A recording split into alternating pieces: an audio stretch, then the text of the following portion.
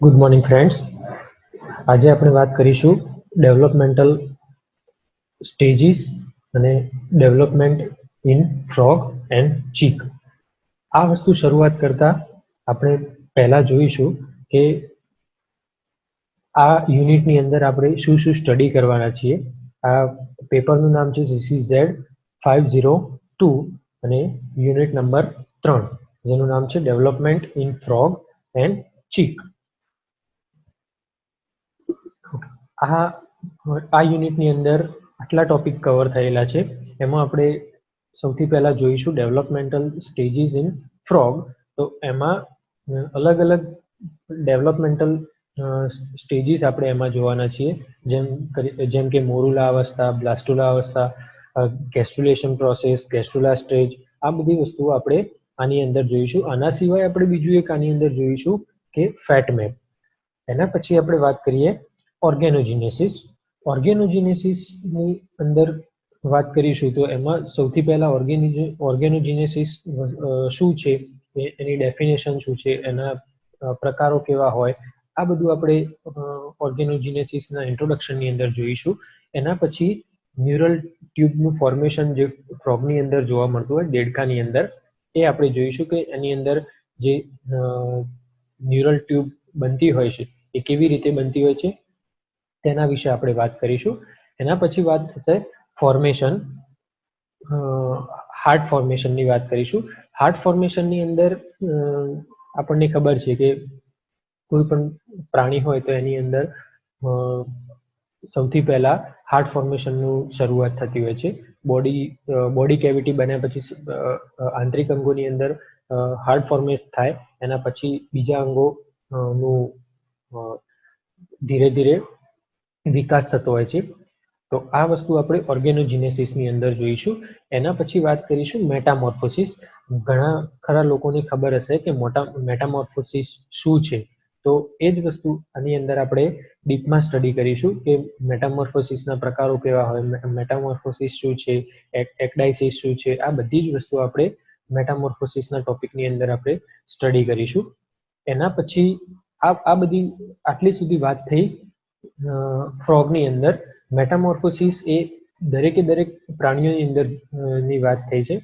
ફક્ત ફ્રોગની વાત નહીં થાય, પણ દરેક મોટાભાગના જેટલા પ્રાણીઓની અંદર મેટામોર્ફોસિસની પ્રક્રિયા જોવા મળતી હોય છે, એ બધા જ પ્રાણીઓની આપણે મેટામોર્ફોસિસમાં વાત કરીશું.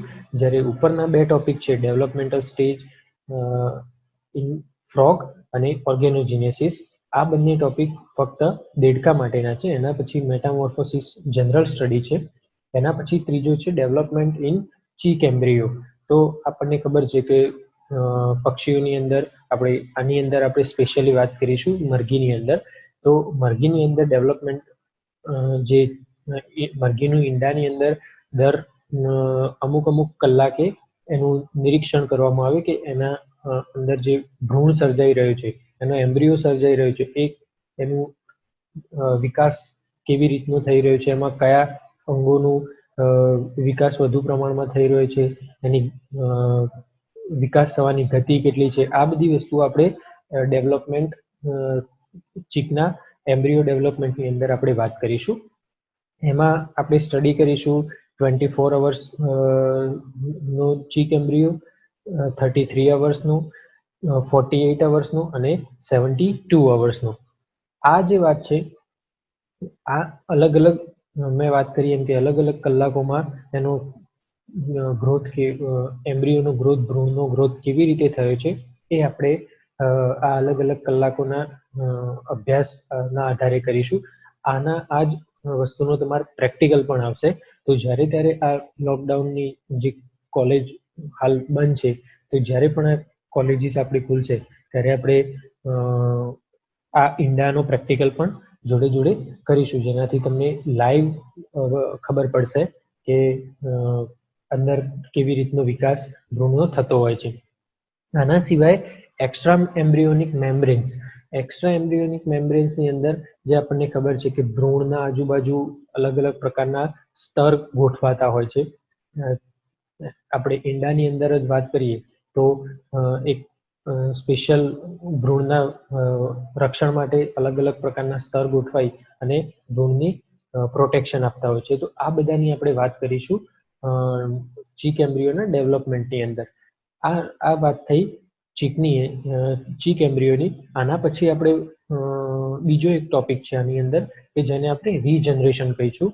રીજનરેશન એ થોડું અલગ વસ્તુ છે કે રીજનરેશનની અંદર આપણને એક વસ્તુ ખબર હોય કે જે કોઈ પણ સજીવ છે તો સજીવની અંદર સપોઝ આપણે ગરોળીની વાત કરીએ તો લિઝાર્ડમાં આપણને ખબર છે કે જ્યારે એકવાર એની પૂંછડી કોઈ પણ કારણોસર કોઈ આકસ્મિક કારણોસર કપાઈ ગઈ અથવા તો એનાથી છૂટી પડી ગઈ તો થોડા સમય બાદ તમે જોશો તો એની અંદર નવી પૂંછડી સર્જાવાનું શરૂ થઈ જશે. તો આ વસ્તુ જે રીજનરેશનની પ્રોસેસ છે એ બધું આની અંદર આપણે જોઈશું. એમાં ટાઈપ્સ એન્ડ ઇવેન્ટ્સ, તો એના રીજનરેશનના પ્રકારો કેટલા હોય, એ કેવી કેવી ઘટનાઓની અંદર રીજનરેશન જોવા મળતું હોય, તો આ બધી વસ્તુ રીજનરેશનના ટોપિકની અંદર આપણે સ્ટડી કરીશું.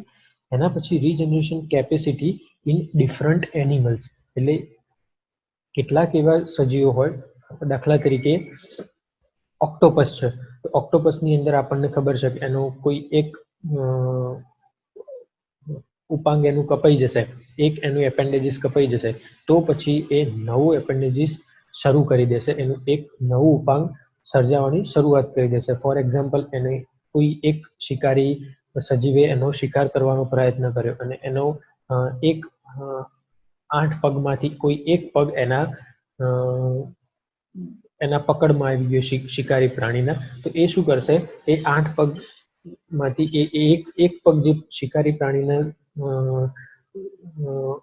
પકડમાં આવી ગયો છે એ એને તોડી નાખશે અને એ છૂટી જશે અને થોડા સમય બાદ એ આખું નવું ડેવલપમેન્ટ કરશે. તો આવી કેપેસિટી રીજનરેશન કેપેસિટીઝની આપણે ડિફરન્ટ એનિમલ્સની અંદર વાત કરીશું. એના પછી ફેક્ટર્સ. તો રીજનરેશન જે છે એ રીજનરેશન કેવા કેવા ફેક્ટર્સની અંદર કામ કરતું હોય છે, તો કેવી કેવી પરિસ્થિતિની અંદર રીજનરેશન થતું હોય છે, તો આ બધી વાત આપણે આની અંદર જોઈશું. આટલી વાત આપણે યુનિટ 3ની અંદર 502માં જોઈશું. એમાં આપણે ફરીથી એકવાર બ્રીફ ઇન્ફોર્મેશન લઈ લઈએ તો ડેવલપમેન્ટલ સ્ટેજીસ ઇન ફ્રોગ, એમાં અલગ અલગ અવસ્થાઓ જોઈશું. એમાં મોરુલા અવસ્થા, બ્લાસ્ટુલા અવસ્થા, ગેસ્ટ્રુલા સ્ટેજ અને ફેટ મેપ. એના પછી ઓર્ગેનોજીનેસિસ.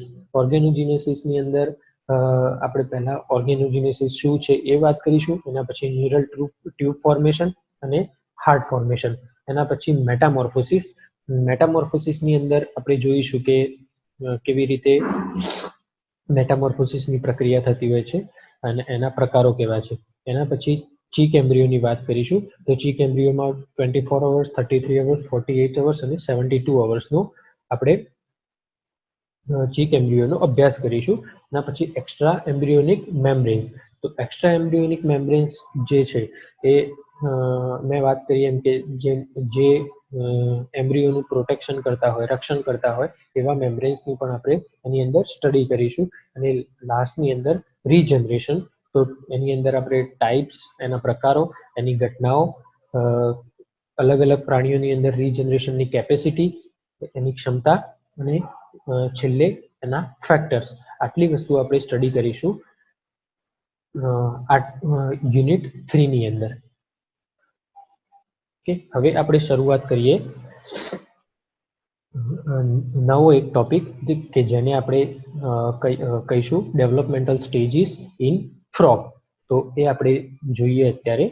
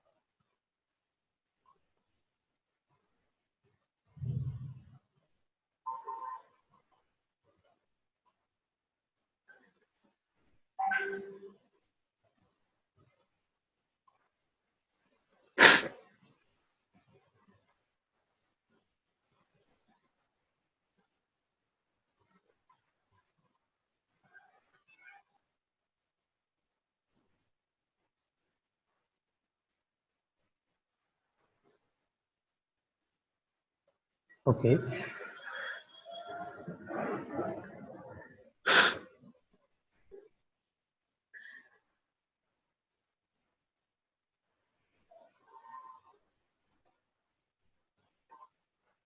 હવે આપણે અહીંયા વાત કરીશું ડેવલપમેન્ટ ઓફ ફ્રોગ. તો ડેવલપમેન્ટ, હવે આપણે અલગ અલગ આપણને ખબર છે કે દેડકાની અંદર અલગ અલગ અવસ્થાઓ જોવા મળતી હોય. સૌથી પહેલા એગ હોય, એના પછી ટેડપોલ જોવા મળે. આ જે તમને જે ફોટો જોવા મળે છે સ્ક્રીન ઉપર, એ સ્ક્રીન ઉપર ફોટા ઉપરથી તમે જોઈ શકશો કે આની અંદર કેવા કેવા પ્રકારના સ્ટેજીસ જોવા મળતા હોય.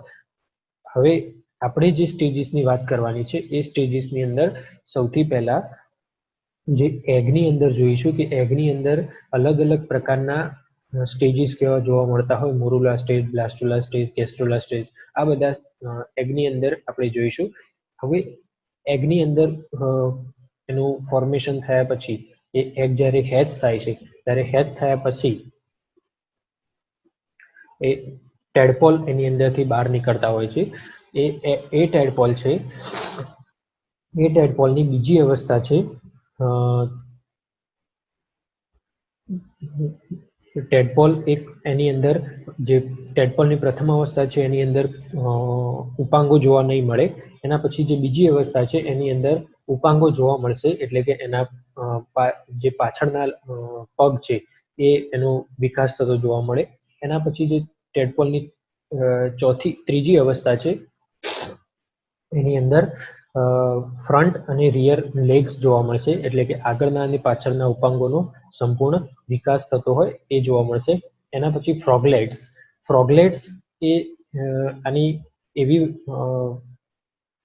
આનું દેડકાનું એવું સ્ટેજ છે કે જેની અંદર એની અંદર પૂંછડી ખૂબ જ નાની જોવા મળે. એ આમ સેમ એડલ્ટ ફ્રોગ જેવું જ લાગતું હોય, પરંતુ એની અંદર પૂંછડીના લીધે એ થોડું અલગ પડતું હોય. અને ઘણા લોકો એવું પણ કહેતા હોય કે પૂંછડી વાળો દેડકો, પરંતુ એવું નથી હોતું. એ સામાન્ય દેડકાના જેવો જ હોય, પરંતુ એને એક પૂંછડી એના સ્ટેજની અંદર એ પૂંછડી ધીરે ધીરે ઓછી થતી હોય, એના લીધે આપણને એવું લાગતું હોય કે એ પૂંછડી છે. હવે એની આગળ આપણે વાત કરીશું તો એડલ્ટ ફ્રોગ. એડલ્ટ ફ્રોગની અંદર એ સંપૂર્ણપણે એનો વિકાસ થઈ ગયો છે. પૂંછડી સંપૂર્ણપણે જતી રહ્યો છે અથવા નાશ પામી ગઈ હોય છે. અને પછી એ નવા કોઈ મેલ અથવા ફિમેલની સાથે સંબંધન કરી અને પછી એ ફરીથી એની નેક્સ્ટ જનરેશનને આગળ વધારી શકે છે. હવે આપણે આની અંદર વાત કરીશું તો એનું બ્રીડિંગ કેવી રીતનું થતું હોય છે. આ બધી વસ્તુઓ આપણે સ્ટેજીસની તો વાત કરીશું જ, પરંતુ આ બેઝિક ઇન્ફોર્મેશન આપણા જોડે હોવી જરૂરી છે કે એ કેવી રીતે ફ્રોગની અંદર બ્રીડિંગ થતું હોય, શું થતું હોય. આ દરેક વસ્તુ જો આપણે ધ્યાન રાખીશું તો આપણને આ જે સ્ટેજીસ છે, સ્ટેજીસની અંદર અથવા ઓર્ગેનોજીનેસિસની પ્રક્રિયા છે, એમાં આપણને દરેકે દરેક વસ્તુનો ખ્યાલ આવશે કે એમાં કેવી રીતે એનું ડેવલપમેન્ટ થાય, શું થાય. આ બધી જ વસ્તુઓ આપણને ખબર પડી શકે, એટલા માટે એનું ઇન્ટ્રોડક્શન લેવું થોડું જરૂરી છે. આની અંદર આપણે વાત કરીશું તો જુલાઈ, આના બ્રીડિંગમાં વાત કરીએ તો એનું બ્રીડિંગ ક્યારે જોવા મળતું હોય છે તો ચોમાસાની ઋતુ દરમિયાન, અત્યારે હાલની સિઝનમાં એનું બ્રીડિંગ પ્રોસેસ ચાલુ જ હોય. જુલાઈથી સપ્ટેમ્બરના મહિનાના સમયગાળામાં જે ચોમાસાનો મૂળ સમયગાળો છે, એની અંદર જુલાઈથી સપ્ટેમ્બરના સમયગાળામાં આ વધુ જોવા મળતું હોય છે. એના સિવાય એ લોકો હાઇબરનેશનની અંદર જતા રહેશે એના બાકીના સમયગાળાની અંદર, એટલે આપણને દેડકા બહાર જોવા મળતા નથી હોતા. આના સિવાય એક કેવી જગ્યાઓની અંદર જોવા મળે તો એ શેલો વોટરની અંદર. શેલો વોટર એટલે કે છીછરું પાણી હોય, કોઈ ખાબોચિયા ભરાઈ ગયેલા હોય અથવા કોઈ એકદમ સાવ છીછરું તળાવ હોય, તો તળાવની કિનારીઓ ઉપર આ બ્રીડિંગની પ્રોસેસ જોવા મળશે. મોટા ભાગના વિસ્તારોની અંદર આપણે જોતા હોય કે ચોમાસાની ઋતુ દરમિયાન ઘણા બધા ખેતરોની અંદર, ઘણા બધા એવા વિસ્તારો કે જ્યાં એકદમ પડતર જમીન હોય, તો એ જમીનોની અંદર થોડા સમય માટે પાણી ભરાઈ જતું હોય. તો આ જે થોડા સમય માટે પાણી ભરાઈ જતું હોય, તો એ જે પાણી ભરાય એ સમયગાળાની અંદર ત્યાં વધુ પ્રમાણમાં બ્રીડિંગની પ્રોસેસ જોવા મળતી હોય છે. અને આ બ્રીડિંગ એકદમ શેલો વોટરની અંદર જ જોવા મળે, એટલે કે છીછરા પાણીની અંદર જ જોવા મળતું હોય છે. આના પછી વાત કરીએ આપણે એટ્રેક્શનની. તો કોઈ મેલ છે તો એ ફિમેલને કેવી રીતે એટ્રેક્ટ કરશે? આપણે આ અનુભવ તમે કરેલો જ હશે. તો ચોમાસાની ઋતુ દરમિયાન મતલબ ચોમાસું બેસવાની તૈયારીમાં હોય અને જૂન મહિનાની એન્ડિંગનો જે ભાગ છે, એટલે 15મી તારીખ પછીનો સમય, એ સમયગાળા દરમિયાન ધીમો ધીમો વરસાદ આવવાની શરૂઆત થતી હોય. ત્યારે તમે જોયું હશે કે કોઈ ખાબોચિયાની અંદર અથવા તમે કોઈ તળાવના આજુબાજુ થઈને નીકળો તો ત્યાં વધુ પ્રમાણમાં અવાજો થતા જોવા મળે. તો ડ્રાઉ ડ્રાઉ કરીને અવાજો જે થતા હોય એ અવાજો બીજું કંઈ નહીં પરંતુ એક મેલ બીજી કોઈ ફિમેલને સંવહન માટે એટ્રેક્ટ કરતો હોય, એટલે કે આકર્ષિત કરતો હોય. તો આ અવાજો દ્વારા કોઈ એક નર છે એ માદાને આકર્ષિત કરશે. હવે આ તો આપણને ખબર પડી કે આકર્ષિત કરશે, પરંતુ એ દેડકાઓની અંદર એ જે મેલ છે એ મેલ કોણ ફિમેલ છે અને કોણ મેલ છે એ કેવી રીતે આઈડેન્ટિફાઈડ કરશે? તો કેવી રીતે ઓળખશે? તો એનો ફિમેલનો જે ઉદરનો ભાગ છે, એનો જે ટમીનો ભાગ છે, એ ટમીનો ભાગ સહેજ ફૂલેલો હશે. તો એ આધારે નર દેડકો એ માદાને આસાનીથી ઓળખી શકશે. આ 4 વસ્તુઓની અંદર ખબર પડી. આ 4 વસ્તુઓ સૌથી મહત્વની છે. એક્ઝામની અંદર આ ખાસ પૂછાઈ શકે છે કે ફ્રોગની અંદર બ્રીડિંગ માટે શું શું જવાબદાર છે અને એના મહત્વના કારણો આપો. આ જે પિક્ચરની વાત કરી એ પિક્ચરમાં તમે જોઈ શકશો કે ડાયરેક્ટ જે કોઈ એની આખી પ્રોસેસ આપી દીધેલી છે કે કેવી રીતે મેલ અને ફિમેલની અંદર સંવહનની પ્રક્રિયા જોવા મળતી હોય. જો તમે આ ફર્સ્ટ પિક્ચરની અંદર તમે જોઈ શકશો કે એક મેલ છે અને બીજો ફિમેલ છે. તો આ જે મેલ અને ફિમેલ છે તો એની અંદર સૌથી પહેલા શું જોવા મળશે? તો એ અવાજો દ્વારા એક મેલ એ ફિમેલને એટ્રેક્ટ કરશે. એના પછી એ બીજું ચિત્ર તમે બી ની અંદર જોશો તો એ મેલ અને ફિમેલનું આઈડેન્ટિફિકેશન કરશે કે એ મેલ છે, ફિમેલ છે, શું છે. તો એ આઈડેન્ટિફાઈડ થઈ ગયા પછી એની સંવહનની પ્રક્રિયા શરૂ થશે. ત્રીજા સ્ટેજની અંદર તમે સંવહનની પ્રક્રિયા જોઈ શકો છો. તો એ એના બેલી પોર્શનની અંદર એ એક માદા દેડકાની ઉપર નર દેડકો ઉપર બેસશે અને એના દ્વારા સંવહનની પ્રક્રિયા શરૂ થશે. એના પછી આપણે જોઈએ તો ડી ની અંદર તમે જોઈ શકશો કે આ પોર્શનની અંદર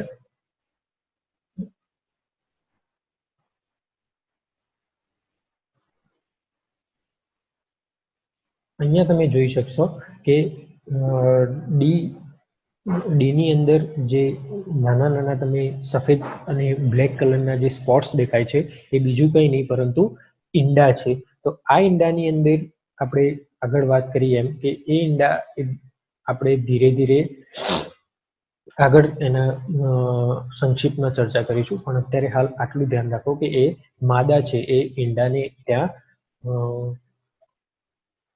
ત્યાં મૂકશે અને એના પછી એના ઉપર નર આવી અને એનું ફલન કરશે.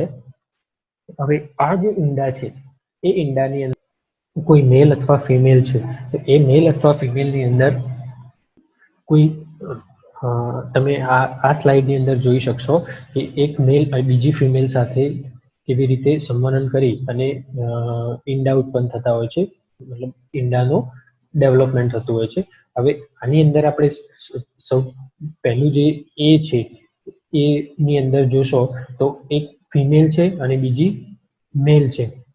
તો સર્વપ્રથમ એ ડ્રાઉના અવાજ દ્વારા મેલ એ ફિમેલને એટ્રેક્ટ કરશે. એના પછી બીજા ચિત્રની અંદર જોશો તો એ આઈડેન્ટિફાઈ કરશે કે એ મેલ છે કે ફિમેલ છે. એના પછી ત્રીજા ચિત્રની અંદર તમે જોશો તો સંવનન કરશે. તો સંવનનની પ્રક્રિયાની અંદર એવું હોય છે કે એ મેલ છે એ ફિમેલના ઉદરના ભાગ ઉપર બેસી અને સંવનનની પ્રક્રિયા કરશે. એના પછી ત્રીજી પ્રક્રિયા સંવનનની પ્રક્રિયા પૂરી થયા પછી આપણે જોઈશું કે સંવનનની પ્રક્રિયા બાદ ફિમેલ ઈંડા મૂકશે અને મેલ એના ઉપર શુક્રકોષોનો સ્ત્રાવ કરશે, જેના દ્વારા એ આગળની જે ફર્ટિલાઇઝેશનની જે પ્રક્રિયા છે એ ફલનની પ્રક્રિયા છે એ ફલનની પ્રક્રિયા પછી શરૂઆત થશે. તમે ઈની અંદર જોઈ શકો છો કે મેલ છે એ મેલ એ ઈંડા ઉપર પોતાના શુક્રકોષોનો સ્ત્રાવ કરે છે અને પછી એફની અંદર તમે લાઈવ ઈંડા જોઈ શકો છો કે કેવી ઈંડાનો દેખાવ કેવો હોય અને જીની અંદર તમે નાના નાના ટેડપોલ્સ એની અંદર ડેવલપ થતા જોવા મળશે. આના પછી આપણે વાત કરીએ એમ્પ્લેક્સસ. એમ્પ્લેક્સસ એટલે કે કોઈ એક મેલ અને ફિમેલ છે એ મેલ અને ફિમેલ બંને એકબીજા સાથે કેવી રીતે સંવનન કરે છે એની પ્રક્રિયા છે. તમે આ ચિત્રની અંદર જોઈ શકશો કે આપણે આગળ જેમ વાત કરીએ એમ કે એ ચિત્ર એ ફિમેલ ના ઉપર મેલ એની પીઠ ઉપર બેસી એને સંવનન કરશે. એમાં characteristics of amphibian in which pairing of sexes occur in both gametes are discharged in water. એમ્પ્લેક્સસ ની પ્રક્રિયા એવી છે કે આ એક એમ્ફિબિયન્સ એટલે કે ઉભયજીવી પ્રાણીઓની આ એક ખાસિયત છે કે જેની અંદર બે જે નર અને માદા જાતિના પ્રાણી છે એ બંને એકબીજા સાથે જે એના ગેમેટ્સ છે શુક્રકોષ અને અંડકોષ છે એ શુક્રાણુઓને અને એ પાણીની અંદર છૂટા મૂકશે અને એના દ્વારા એ પછી ડિસ્ચાર્જ થયા પછી એ ઓટોમેટિકલી એની અંદર ફલન થઈ બંને એકબીજાના સંપર્કમાં આવશે અને ફલન થઈ અને પછી આગળ ફર્ટિલાઇઝેશન ફલનની પ્રક્રિયા શરૂ થશે અને ધીરે ધીરે પછી અલગ અલગ સ્ટેજીસ જોવા મળશે. સ્પોનિંગ. હવે આ સ્પોનિંગની પ્રક્રિયા શું છે એ આપણે જોઈએ તો laying eggs by female frog stimulated by amplexus with male. એટલે કે જે એગ્સ ફિમેલ દ્વારા મૂકવામાં આવેલા છે એ એગ્સ ને મેલના એમ્પ્લેક્સસ દ્વારા એટલે કે મેલના જે શુક્રાણુઓ છે શુક્રકોષો છે એના દ્વારા એના જે સ્પર્મ્સ છે એ સ્પર્મ્સ દ્વારા એનું ફર્ટિલાઇઝેશન થશે અને એના પછી આ જે સ્પોન છે એ સ્પોનને આપણે શું કહીશું તો જે કોઈ એક જગ્યાએ એમને ઈંડા મૂક્યા છે એ ઈંડા એ ચોક્કસ નથી હોતા કે આટલી સંખ્યામાં હોય છે. એ કોઈ પણ સંખ્યાની અંદર એ ફિમેલની કેપેસિટી ઉપર જાય છે, ફિમેલની ક્ષમતા ઉપર જાય છે કે એ કેટલા ઈંડા મૂકી શકે છે. હા, એટલા બધા પ્રમાણમાં પણ ઈંડા નથી મૂકતા કે જેની અંદર બીજી કોઈ જાતિ ઉપર ખતરો આવી જાય. લિમિટની અંદર મૂકે છે 200, 500 કે 1000 ની અંદર આ ઈંડા મુકાતા હોય, પરંતુ એની અંદર વધુ પ્રમાણમાં આ જાતિના લીધે બીજી જાતિને કોઈ તકલીફ ના થાય એ વસ્તુનું પણ પ્રકૃતિએ ધ્યાન રાખેલું હોય છે. તો આ જે સ્પોનિંગની પ્રક્રિયા છે એમાં શું હોય કે એ જે એગ્સ છે એ એગ્સ ચોક્કસ માત્રાની અંદર નથી હોતા અને એ એક જગ્યાએ કોઈ એક પ્રોટેક્ટિવ જગ્યાએ એ મૂકેલા હોય અને એના દ્વારા ત્યાં ફલનની પ્રક્રિયા ધીરે ધીરે શરૂ થઈ જાય. પરંતુ એક વસ્તુ છે કે બધા જ ઈંડા માસની અંદર રહેતા હોય. માસ એટલે કે જૂથની અંદર બધા ઈંડા એકબીજા સાથે ભેગા રહેતા હોય. આપણે જેમ આની અંદર જોયું કે આ બધા જ ઈંડા ગ્રુપમાં એકબીજા સાથે ચીપકીને રહેતા જોવા મળતા હોય. હા, હવે આપણે વાત કરીશું ગેમેટ્સ. તો અલગ અલગ આપણે ગેમેટ્સની વાત કરીએ તો મેલ ગેમેટ્સ અને ફિમેલ ગેમેટ્સમાં જોઈએ તો આ મેલ ગેમેટ્સની વાત છે. આ છે સ્પર્મ, જેને આપણે શું કહીશું? શુક્રકોષ અથવા તો શુક્રાણુ. હવે આ જે સ્પર્મ છે એ સ્પર્મને આપણે એની ચોક્કસ એની લંબાઈ કેટલી છે, શું છે એ બધું જોવાનું હોય છે, પરંતુ આ તમારે આની અંદર આટલું બધું ડીપની અંદર જવાની જરૂર નથી. ફક્ત એટલું જ ધ્યાન રાખવાનું કે એના અલગ અલગ ભાગો કેટલા હોય, તેમાં એનું જે હેડ પોર્શન, એના પછી મિડલ પીસ અને લાસ્ટ ટેલ રિજન, આ ત્રણ અંગો એની અંદર જોવા મળતા હોય. એની સાઇઝ કેટલી હોય તો 0.03 mm એની સાઇઝ હોય છે.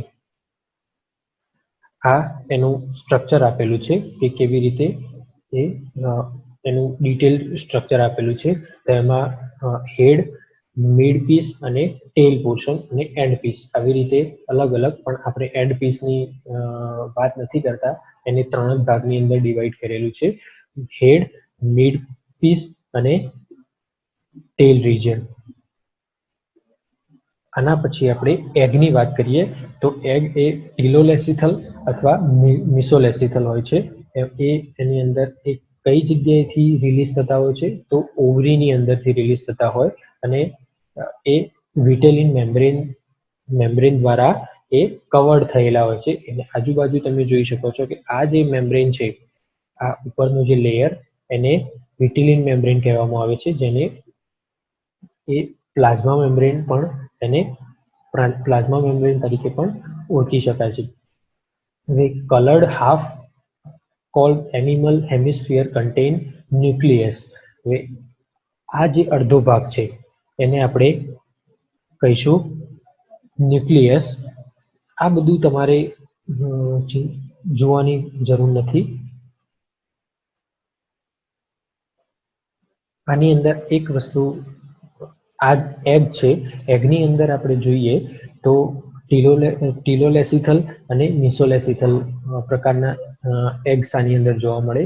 એ ઓવરીની અંદરથી એ રિલીઝ થાય, અને એના પછી એનું જે આજુબાજુનું જે લેયર હોય છે, એનું સ્તર હોય છે, એ વિટિલિન મેમ્બ્રેન દ્વારા કવર થયેલું, આખું એગ એ વિટિલિન મેમ્બ્રેન દ્વારા કવર થયેલું હોય છે. અને એની અંદર 60% પ્રોટીન અને 40% ફેટ આવેલું હોય છે. આ વસ્તુ ખાસ ધ્યાન રાખજો, એની અંદર 60% પ્રોટીન અને 40% ફેટ આવેલું હોય છે. એના પછી ફર્ટિલાઇઝેશનની પ્રોસેસ કેવી રીતની હોય એ આપણે જોઈશું.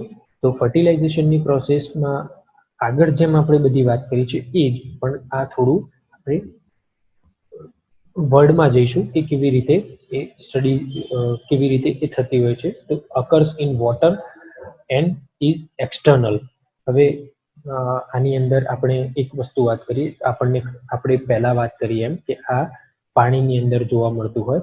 બીજું એ એક્સટર્નલ છે. એક્સટર્નલ એટલે કે આંતરિક ફલન નથી હોતું, આ બાહ્ય ફલન હોય છે. બાહ્ય ફલન અને આંતરિક ફલનનો તફાવત શું છે? તો આપણને ખબર છે કે આંતરિક ફલન એ શરીરના કોઈ પણ પ્રાણી સજીવ છે એ શરીરની અંદર જોવા મળતું હોય, જ્યારે બાહ્ય ફલન એ સજીવ શરીરની બહાર જોવા મળતું હોય. આ એક મુખ્ય તફાવત છે. તો દેડકાની અંદર, ફ્રોગની અંદર આ બાહ્ય જોવા મળતું હોય. એના પછી આપણે વાત કરીએ તો sperm enter by animal pole dissolving plasma and vitelline membrane. હવે આ જે સ્પર્મ છે એ સ્પર્મ હવે જ્યારે એનિમલ પોલની અંદર એન્ટર થશે, એનિમલ પોલ, આ ઉપરનો જે ભાગ છે તેને આપણે એનિમલ પોલ કહીશું, જ્યારે આ જે ભાગ છે એને વેજાઇટલ પોલ કહીશું. વેજાઇટલ પોલ અને એનિમલ પોલમાં ફરક શું હોય? તો વેજીટલ પોલ છે એ વેજીટલ પોલ દ્વારા જે તે એનિમલ પોલ છે એની અંદર જે નવો જે ભ્રૂણ તૈયાર થવાનો હોય એ ભ્રૂણને આ વેજીટલ પોલ દ્વારા પોષક તત્વો મળી રહેતા હોય છે. તેની અંદર યોક અવેલેબલ હોય અને મેટર્નલ એમઆરએસ પણ એમાં અવેલેબલ હોય, એટલે કે માતૃ એમઆરએન એની અંદર જોવા મળતા હોય છે. હવે વેજાઇટલ પોલ અને એનિમલ પોલની અંદર આપણને ખબર પડી ગઈ. હવે આ જે સ્પર્મ આપણે વાત કરી, જ્યારે ફર્ટિલાઇઝેશનની પ્રોસેસ શરૂ થવાની હોય ત્યારે કેવી રીતે થતી હોય, તો સર્વપ્રથમ આપણે જોયું કે સંવનનની પ્રક્રિયા થાય. સંવનનની પ્રક્રિયા બાદ ફિમેલ એ ઈંડા લે કરશે અને મેલ એ સ્પર્મ્સ સ્પ્રેડ કરશે એના ઉપર. હવે આ જે સ્પર્મ્સ સ્પ્રેડ થયા એ સ્પર્મ્સ એ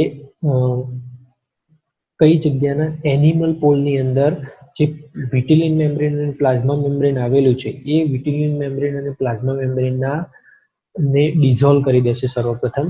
અને એ ડિઝોલ્વ કર્યા પછી એટલે કે એને નાશ કરી દેશે અને નાશ કર્યા પછી એ એની અંદર એન્ટર થશે. અને એન્ટર થયા બાદ કોન ઓફ રિસેપ્શન એની અંદર સ્ટાર્ટ થશે. કોન ઓફ રિસેપ્શન એટલે કે એક ત્રિકોણ આકારનો એક ભાગ બનશે અને એ ત્રિકોણ આકારના ભાગ થ્રુ ત્યાં એ સ્પર્મ ત્યાં એની અંદર એન્ટર થશે અને એ જે ત્રિકોણાકારનો જે ભાગ બન્યો એ ત્રિકોણાકારના ભાગ દ્વારા એ પેનિટ્રેશન પાથ નક્કી તૈયાર થશે. પેનિટ્રેશન પાથ એટલે કે પેનિટ્રેશનનો મતલબ એ થાય કે કોઈ એક જગ્યાએ તમે કાણું પાડી અને કોઈ બીજા માધ્યમની અંદર તમે પસાર થાવ છો. આપણે વાત કરીએ તો આ એક બે માધ્યમો છે. તો અહીંયાથી